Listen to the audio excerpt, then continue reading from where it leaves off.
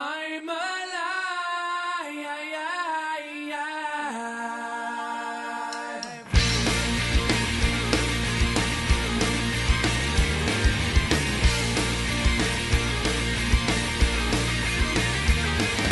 Traffic on my lips, I drive 1,000 miles to reach this place into space. The coldest days arrive, survive them off to Mexico alive.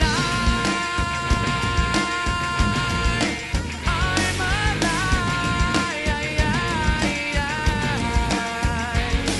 Alright, so here's the deck, and I'd like to say, first off, I'm sorry about the proxies. Working on that just right now, a little budget conscious. If anyone would like to front me cards, I mean, I'd be happy to make better videos. So let's start with the 1-drops. 4 nettle sentinels and 4 llanowar elves. Very easy. I mean, llanowar elves just speeds up your whole deck, and 4 nettle sentinels gets in there just like a nom-nom would, only without 1 toughness. He doesn't have to trade with a bitter blossom token. Just, you know, really good. And the whole not untapping thing isn't really such a downside, because you're always going to be playing a 2-drop and hopefully a 3-drop, and he just untaps very easily. 4 Talara's battalion.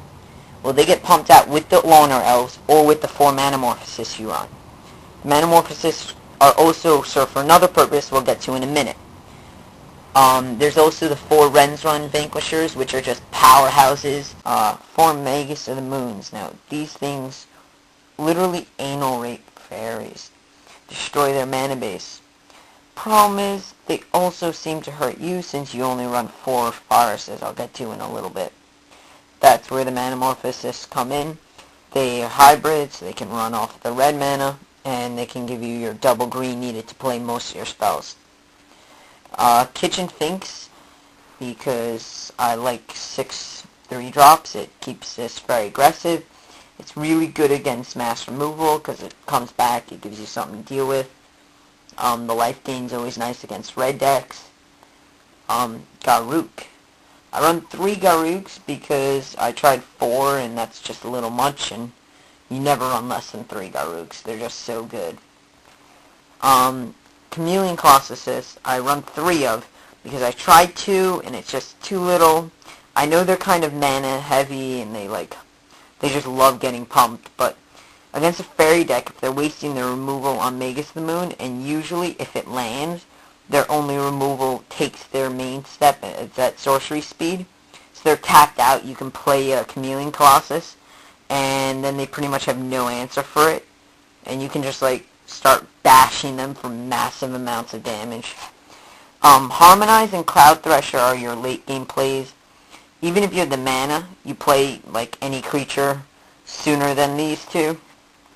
Cloudthresher is pretty much your way of dealing direct damage to your opponent and gives you some big fatty that you can play late if you need to.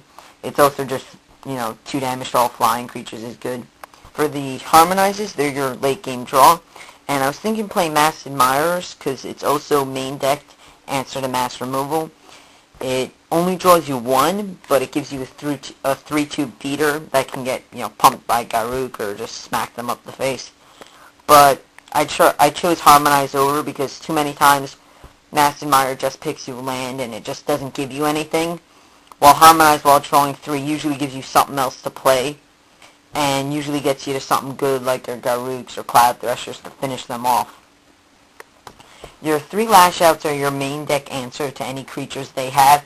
I chose Lash Outs over anything else, and what's common is the green-black elves, so over Nameless Inversion, because Lash Out get clashes, which is really good in this deck because it gives you the ability to smooth out your mana or pick another spell.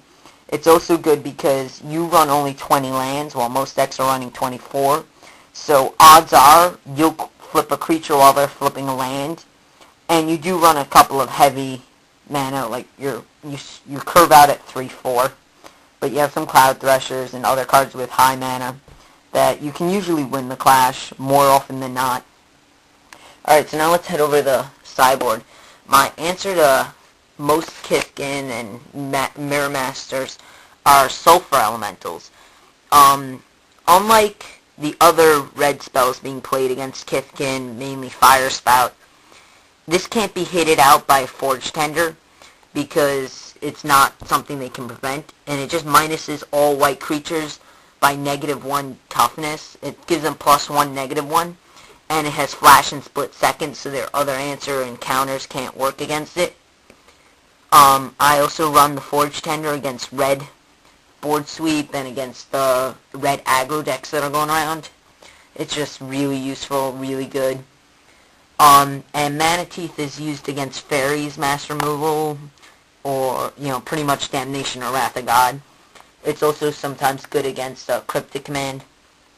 Since you're usually bashing them a couple of times before turn 4, they usually don't want to wait till turn 5 to deal with your Mana Teeth. Wheel of Sun and Moon is probably the least important card in the sideboard right now. It's really good against the different Toast decks or the demigods at, just pretty much ruining their late game.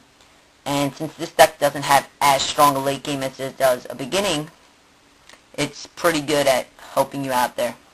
Also, Sulfur Elemental, you can easily replace that with something else if you decide that's good against Kithkin. I just really like it because I don't know anybody who hates it very much, and I just really love it when they play Spectral Procession.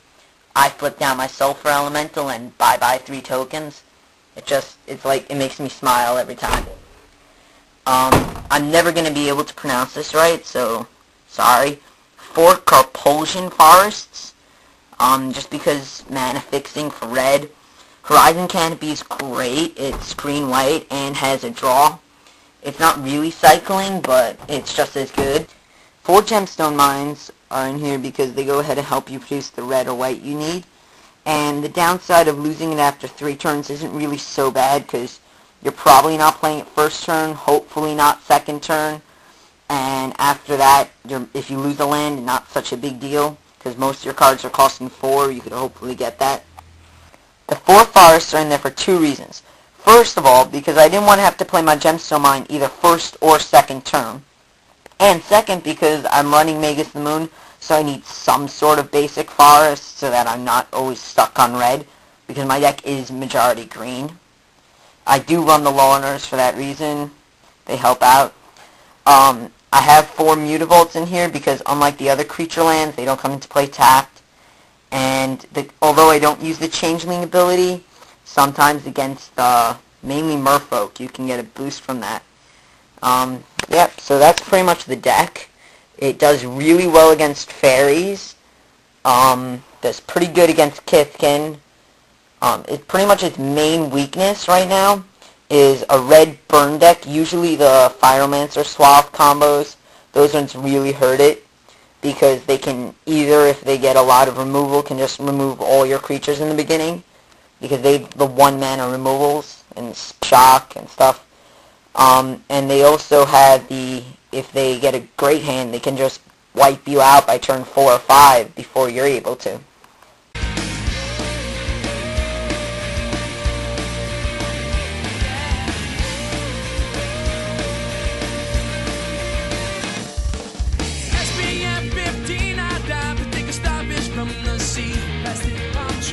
Coconuts, daiquiris, and a starfish here with me, and I'm alive. I'm